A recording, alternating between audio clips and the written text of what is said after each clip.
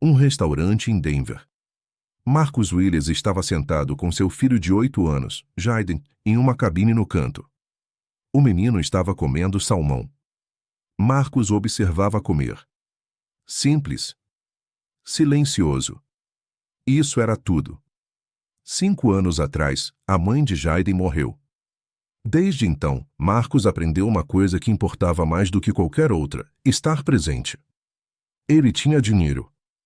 Ele havia construído uma empresa de engenharia do nada, mas nada disso se comparava a este momento, um jantar na véspera de Natal com seu filho.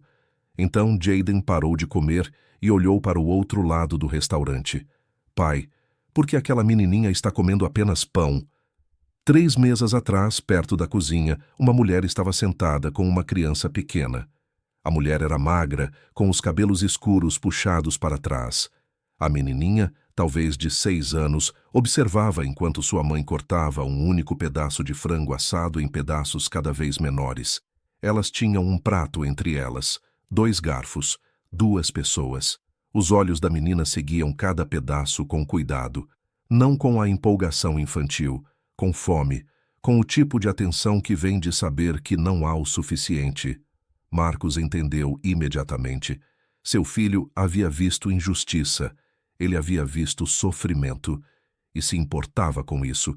Este era o menino que Sarah o ensinou a ser. Esta era Sarah vivendo nele.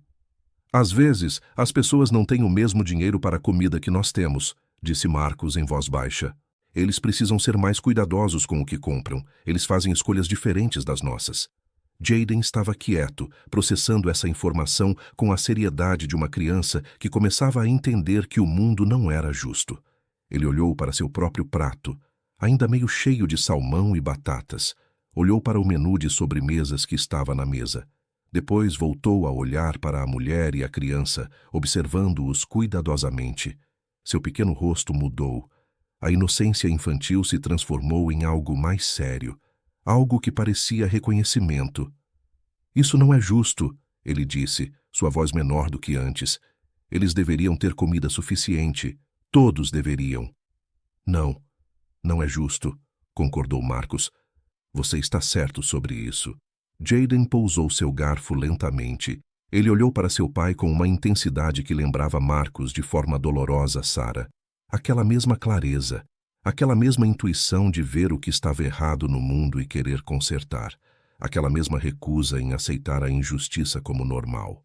Papai, você pode comprar o jantar deles, tipo, tudo, para que a garotinha não precise compartilhar, para que os 2 possam comer. Marcus sentiu algo se mover em seu peito, algo mais profundo que a pena, algo mais profundo que a caridade. Era um reconhecimento simples e claro do que era certo. Era entender que seu filho via o sofrimento e queria ajudar. Era sentir a presença de Sarah pela primeira vez em meses. Um calor, uma aprovação, uma sensação de que ele estava criando seu filho da maneira certa. Você quer que eu os ajude? Marcus perguntou, embora já soubesse a resposta. Jaden acenou com a cabeça, seu pequeno rosto sério e certo. Eles parecem famintos, realmente famintos. Não como se estivessem de dieta ou economizando dinheiro ou algo assim. Como se não tivessem o suficiente. Marcus estendeu a mão sobre a mesa e apertou a mão de seu filho. Sua mão era tão pequena na palma de Marcus, tão cheia de compaixão. É muito gentil da sua parte notar isso. Isso mostra que você tem um bom coração. Sim, eu vou ajudá-los. Ele chamou o garçom. Veja aquela mesa no fundo? A mãe e a filha, envie a elas a mesma refeição que pedi para meu filho, tudo, bife, batatas, salada, suco, sobremesa, e não diga que é de mim, apenas entregue, coloque na minha conta. O garçom acenou com a cabeça. Ele entendeu. Já tinha visto a pobreza antes. Sabia que o presente mais gentil era aquele dado sem humilhação. Jaden observava a mesa delas atentamente. Elas vão gostar, pai? Vão. O garçom voltou com uma bandeja grande. Bife, perfeitamente cozido. Batatas assadas com manteiga. Salada verde. Suco de laranja. Sobremesa de chocolate com chantilly. A mulher congelou. Seus olhos se arregalaram. Ela parecia confusa. Isso não fazia sentido. O garçom gesticulou em direção à mesa de Marcos. Marcos levantou a mão. Apenas um simples aceno. Ele não estava buscando agradecimentos. Não estava se apresentando. Ele estava olhando para uma mulher, reconhecendo que alguém tinha visto sua luta e escolhido ajudar sem fazê-la se sentir pequena. A mão da mulher cobriu a boca. Os olhos da filha dela se arregalaram. Mamãe, isso é realmente para nós? A mãe acenou com a cabeça, sua voz presa na garganta. É, querida. É. Emma Brooks sentou-se em frente à filha, incapaz de processar o que havia acontecido. Ela havia entrado neste restaurante com exatamente $23 na carteira. Era tudo o que restava depois de pagar a conta de luz atrasada. Ela passou a última hora calculando cuidadosamente. Poderia pedir aperitivos? Deveria apenas pedir água? Poderia se safar pedindo apenas um prato principal e solicitando 2 pratos para que pudessem compartilhar sem que fosse óbvio? Ela escolheu o item mais barato do menu, um simples prato de massa que custava $12. Ela sorriu para a filha Lily, que tinha apenas 6 anos e ainda não entendia por que os sorrisos da mãe às vezes não chegavam aos olhos.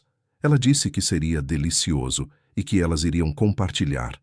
E isso era o que importava. Isso era o que ela sempre dizia. Era nisso que ela tinha que acreditar, ou o peso de tudo. As contas, os avisos de despejo, o emprego que mal pagava o salário mínimo, as noites em que chorava sozinha depois que Lily adormecia, a esmagaria completamente. Ela estava sozinha há tanto tempo. Ela poderia continuar. E então, sem aviso, sem o tipo de pena que geralmente vinha com condições e expectativas, sem a humilhação que muitas vezes acompanhava a ajuda de estranhos, um homem e seu filho a viram. Não com julgamento, não com o olhar que dizia, você deveria ter feito melhor. Com respeito. Com o tipo de respeito que sugeria que eles entendiam que sua luta não era um reflexo de seu valor como pessoa ou mãe. Emma não conseguia comer a princípio. Ela apenas olhou para o prato à sua frente, para as porções generosas, para o bife que estava cozido perfeitamente, para o cuidado que havia sido colocado na sua preparação. Suas mãos tremiam levemente enquanto ela pegava o garfo. Ela sentiu lágrimas ameaçando, mas as reprimiu. Não aqui, não na frente da filha dela. Mamãe, come! Disse Lily, já mergulhando em sua própria porção com o entusiasmo que apenas uma criança faminta poderia ter. Está tão bom. É realmente, realmente bom. Emma deu uma mordida. O bife estava macio, perfeitamente temperado. A batata estava quente e amanteigada. A salada estava fresca e crocante. Tinha o gosto de que alguém se importou em fazê-la bem. Tinha o gosto de ser vista. Tinha o gosto de dignidade. Tinha o gosto de esperança. Elas comeram devagar, saboreando cada garfada, porque ambas entendiam, em algum nível, que aquela refeição era diferente. Aquela refeição era um momento em que Emma não precisava calcular, racionar ou se preocupar. Ela apenas pôde assistir sua filha comer até ficar satisfeita.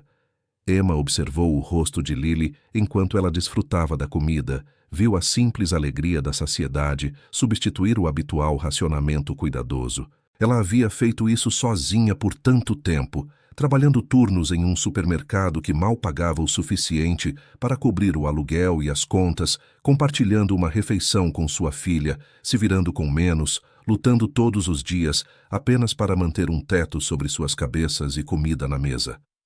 Ela havia aprendido a não chorar na frente de Lily, mesmo quando seu coração estava partido. Ela havia aprendido a sorrir quando seus pés doíam de ficar em pé em um caixa por 9 horas. Ela havia aprendido a fingir que tudo ficaria bem, mesmo quando as contas se acumulavam e os avisos de despejo chegavam e ela não sabia como conseguiria passar pelo próximo mês. Ela havia aprendido a ser forte por sua filha porque essa era a única escolha que tinha. E então isso, um estranho, uma bondade, uma refeição completa, um momento de ser tratada como uma pessoa que importava. Quando terminaram de comer, Emma reuniu sua coragem. Ela limpou a boca de Lily, respirou fundo e se levantou. Ela caminhou até a mesa de Marcus com sua filha ao seu lado. O homem olhou para cima. Ele tinha olhos gentis. Eu só queria te agradecer, Emma disse, sua voz firme mesmo enquanto suas mãos tremiam. O que você fez por nós significou tudo. Marcus sorriu sem condescendência. É Natal. Um tempo para compartilhar. E foi meu filho quem percebeu. Ele se importou. Então eu ajudei. Lily sorriu para Jaden. Jaden sorriu de volta. Obrigado, Lily disse. De nada, ele respondeu. Quando saíram do restaurante, a neve caía mais forte, cobrindo as ruas de branco. Uma árvore de Natal estava na praça do lado de fora, totalmente iluminada com milhares de luzes, cercada por famílias celebrando, crianças rindo, toda a cena brilhando como algo de um sonho. Lily parou, boquiaberta com a visão, incapaz de se mover. Emma estava prestes a dizer que precisavam ir para casa, que tinham um ônibus para pegar e uma manhã cedo chegando e contas esperando para serem pagas. Mas então Marcus e Jaden saíram do restaurante atrás delas. Jaden viu Lily. Seus olhos brilharam imediatamente. Você quer brincar na neve? Emma hesitou. Ela estava exausta. O dia tinha sido longo. Seus pés doíam. Tudo o que ela queria era voltar para seu pequeno apartamento frio e colocar Lily na cama. Mas ela viu o rosto da filha. Ela viu a esperança nos olhos de Lily. Ela viu a maneira como sua filha a olhava, perguntando sem palavras, implorando por apenas mais alguns minutos desse sentimento. O sentimento de ser cuidada, de ser vista, de fazer parte de algo bom. Sim, disse Emma, por um tempinho. As crianças brincaram. Elas fizeram anjos de neve na nova camada de pó, suas risadas ecoando pela praça. Elas rolaram na neve sem se preocupar com roupas molhadas, ou com o frio, ou com qualquer coisa, exceto a pura alegria de brincar. Elas eram apenas crianças novamente, e isso era tudo. Emma e Marcus estavam perto, assistindo, próximos o suficiente para que pudessem conversar suavemente, mas distantes o suficiente para darem espaço um ao outro. Você está fazendo um trabalho incrível com ela, disse Marcus, observando Lily rir e girar na neve. Ela está feliz. Ela é amada. Ela está crescendo com bondade. Isso vem de você. É isso que você está ensinando a ela. Emma sentiu lágrimas virem. Lágrimas quentes que ela tentou conter. Pela primeira vez em anos, talvez desde que sua própria mãe morrera, alguém tinha visto sua força em vez de sua luta. Em vez de perguntar o que deu errado, por que ela estava sozinha, como ela tinha acabado nessa situação, Marcus estava simplesmente reconhecendo seu poder. O poder que era necessário para continuar. O poder que era necessário para amar sua filha da maneira que ela fazia todos os dias. Obrigada por dizer isso, Emma sussurrou. Eu nem sempre sinto que estou fazendo o suficiente. Você está fazendo mais do que o suficiente, disse Marcus em voz baixa. Eu posso ver isso. 3 semanas depois, Marcus recebeu uma ligação em seu escritório. Era David Chen, seu parceiro de negócios. Sua voz estava tensa. Marcus, temos um problema sério com o armazém, disse David. A inspeção de segurança voltou. Há violações. O sistema de sprinklers foi modificado ilegalmente. A fiação está errada. A ventilação está comprometida. É perigoso. Estamos falando de centenas de milhares de dólares em reparos. Marcus ouviu. O prédio havia sido comprado há 2 anos. Algo o incomodava mesmo então. Quem era o proprietário anterior? Ele perguntou. Richard Garrett, desenvolvedor imobiliário. Marcus sentiu algo frio percorrer seu corpo. Richard Garrett. Um nome que ele não ouvia há 20 anos. Um rosto que ele tentara esquecer. Uma voz que o ameaçara. Envie-me tudo, Marcus disse em voz baixa. Naquela noite, Marcus sentou-se em seu escritório em casa depois que Jaden adormeceu. Ele retirou arquivos antigos de uma caixa no fundo de seu armário. O relatório de segurança de seu primeiro emprego após a universidade. Aquele que ele havia escrito com documentação cuidadosa. Aquele que mostrava violações críticas de segurança na fábrica onde ele havia trabalhado. Ele leu novamente, suas mãos tremendo. O relatório foi minucioso: fiação defeituosa, ventilação inadequada, fraquezas estruturais que poderiam causar um incêndio. Ele havia feito exatamente o que deveria fazer. Ele havia relatado isso pelos canais adequados. Ele foi até Richard Garrett, que estava no conselho. Richard o chamou para seu escritório. Marcus se lembrou de como o homem se inclinou para trás em sua cadeira, o sorriso sem calor. Este relatório, Richard disse, batendo nele, este relatório nunca aconteceu. Você nunca escreveu isso, e se você contar a alguém, eu destruirei sua carreira. Você entende? Marcus era jovem naquela época, 23 anos, recém-saído da universidade. Apavorado, ele não disse nada. 3 meses depois, houve um incêndio. Uma trabalhadora chamada Sandra Liu ficou presa no 3º andar. Ela sobreviveu, mas com queimaduras severas, cobrindo 60% de seu corpo. Ela passou 2 anos em recuperação. Ela nunca mais trabalhou. Quando a investigação chegou, Richard alegou que não sabia nada sobre as violações. O oficial de segurança da planta assumiu a responsabilidade. Sandra recebeu um pequeno acordo e um contrato de confidencialidade. Richard Garrett saiu ileso. Ele se mudou para o desenvolvimento imobiliário, onde ganhou milhões, comprando propriedades baratas, cortando custos, maximizando lucros, sempre se isolando das consequências. Marcus carregou essa culpa por 20 anos. O peso do seu silêncio, o conhecimento de que se ele tivesse sido mais corajoso, Sandra Liu teria tido uma vida diferente. Ele voltou a estudar. Ele construiu sua própria empresa com integridade, nunca comprometendo a segurança, mas ele nunca havia enfrentado Richard Garrett novamente, até agora. Em seu escritório em casa à meia-noite, segurando o antigo relatório, Marcus tomou uma decisão. David, ele disse quando ligou de volta para seu parceiro, quero investigar isso, não apenas consertar discretamente.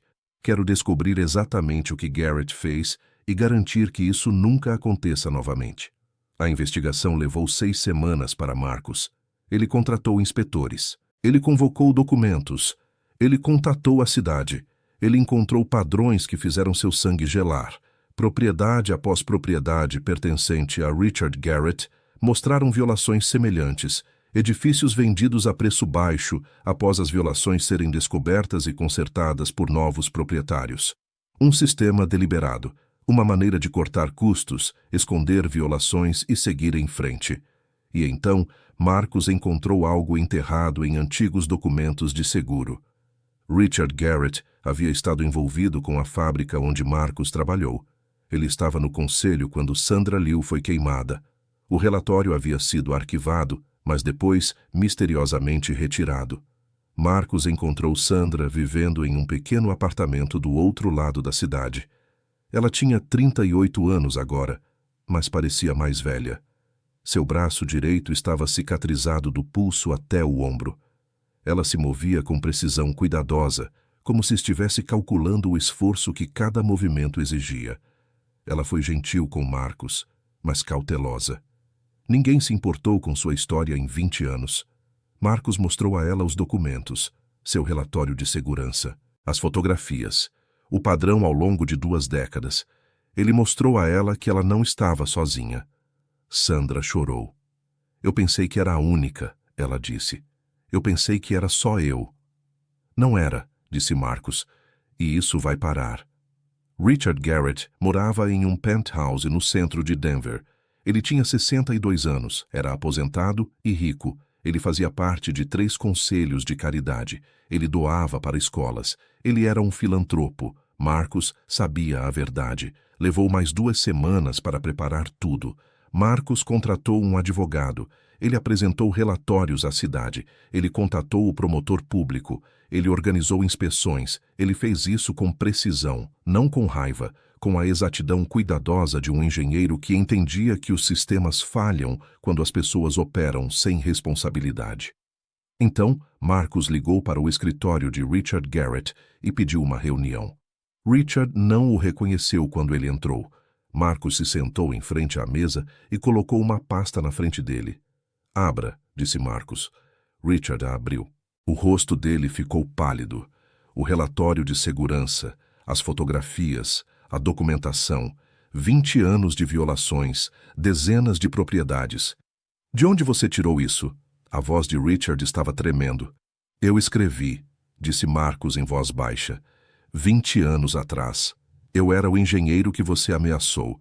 Eu fui aquele que ficou em silêncio, e por eu ter ficado em silêncio, Sandra Liu passou 2 anos em uma unidade de queimados. Richard se levantou. Isso foi há 20 anos. Você não pode provar nada. Já entrei em contato com o inspetor da cidade, a autoridade de construção do estado, o corpo de bombeiros e o promotor do distrito, disse Marcus. Ele permaneceu calmo. Eu lhes dei tudo. Eu os incentivei a inspecionar cada propriedade que você já possuía e ajudei Sandra a encontrar um advogado. O rosto de Richard ficou pálido. Você está me arruinando, ele disse. Não, disse Marcus levantando-se. Você se arruinou. Estou apenas garantindo que você enfrente as consequências por isso. Marcus saiu sem esperar uma resposta. A notícia foi divulgada 3 dias depois. Desenvolvedor imobiliário de Denver enfrenta múltiplas investigações. Violação de segurança descoberta em todo o portfólio de propriedades. Engenheiro, expondo um padrão de negligência de décadas. A reputação de Richard Garrett desmoronou. Processos foram movidos. Uma investigação criminal foi aberta. O filantropo se tornou uma história de advertência. Emma viu isso em seu telefone enquanto trabalhava no supermercado.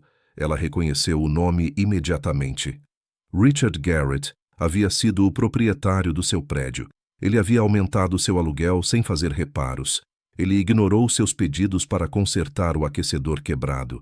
Ela ligou para Marcus naquela noite. Você fez isso? Ela perguntou. Sim, ele respondeu. Por que você não me disse? Porque não era sua luta. Era minha. E precisava ser minha. Emma estava em sua cozinha, entendendo algo profundo. Marcus não fez isso por ela. Ele fez porque era o certo. Mas, de qualquer forma, isso a havia protegido. Havia protegido inúmeras outras pessoas. A integridade dele teve consequências que se espalharam e mudaram as coisas. 6 meses depois, Emma tinha um novo apartamento. Estava quente. O aquecedor funcionava. Agora, ela tinha um emprego em um centro comunitário. Pagava melhor. Significava mais.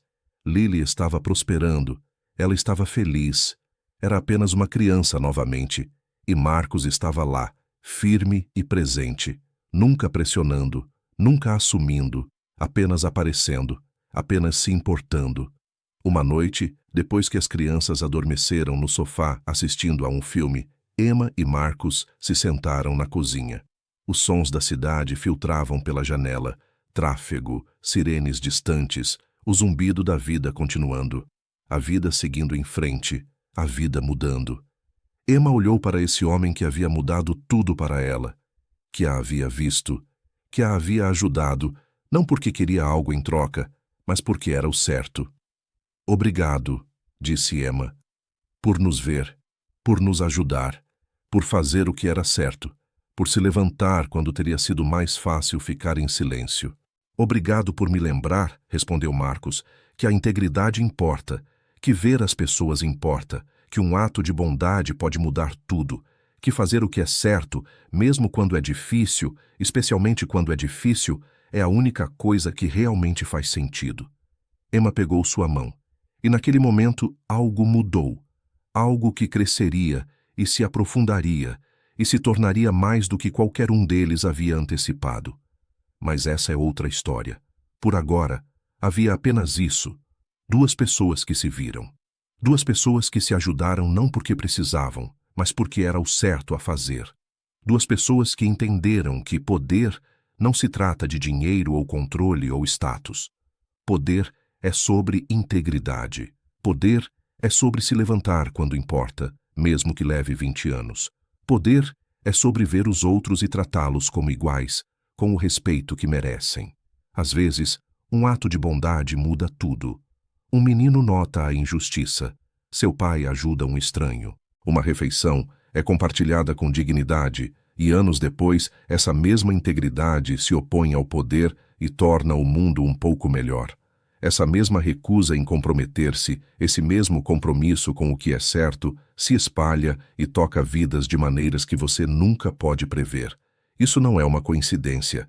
Essa é a natureza da integridade. Essa é a natureza do verdadeiro poder. Essa era a essência de Marcus Williams. E na véspera de Natal, essa força silenciosa mudou tudo.